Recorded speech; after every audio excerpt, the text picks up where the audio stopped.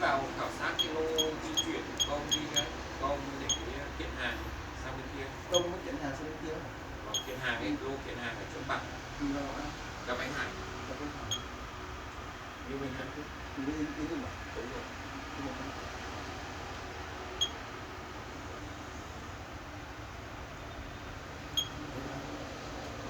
Rồi gặp xử Rồi rồi. để Rồi gặp xử.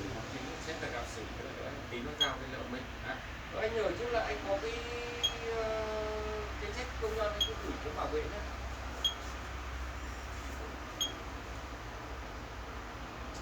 Giá thì với Hải thì phải nhờ xét thương lượng.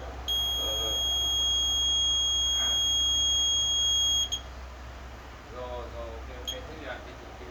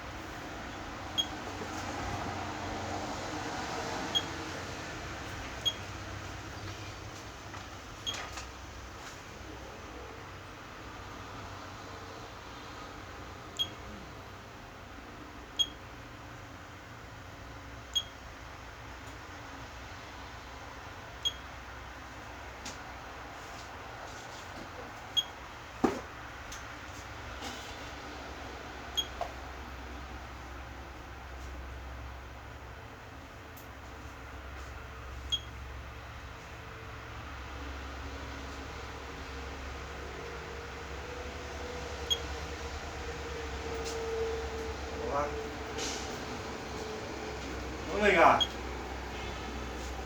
Đang ấy. Hắn chạy đâu này? Đang đo dây ở bên kia à? Dây nào đấy? Đo là thông mạch này, ninh tổ à? Đức không đo đâu rồi mà. Đức bảo gọi số Đức xem là dây nào bây giờ tìm được rồi. Bảo là chả có số của Đức. Thế ra này nghỉ đâu đây? Hả? Ra đây nghỉ nào đây? À đâu, em nghỉ phép nữa mà. À thế à? Vợ sắp đẻ. Hay à?